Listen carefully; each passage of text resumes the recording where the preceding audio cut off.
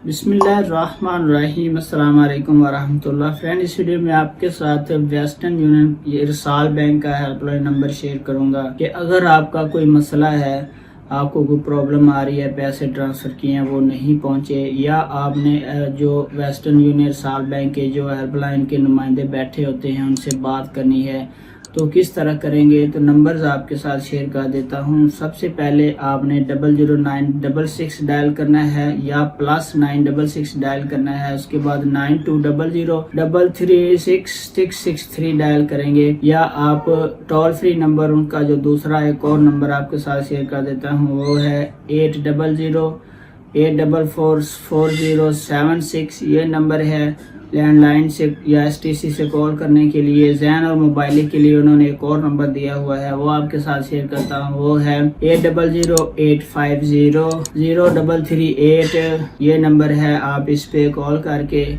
अपने western union के इरसाल bank के जो नुमाइंदे हैं उनसे बात करके अपना मसला बता सकते हैं। इस तरह की इंफॉर्मेटिव वीडियो देखने के लिए आपने हमारे चैनल को सब्सक्राइब करना है। अगर वीडियो अच्छी लगी है तो लाइक ज़रूर कर दे। अपना बहुत सारा ख्याल रखिएगा। अस्सलाम वालेकुम व रहमतुल्लाह।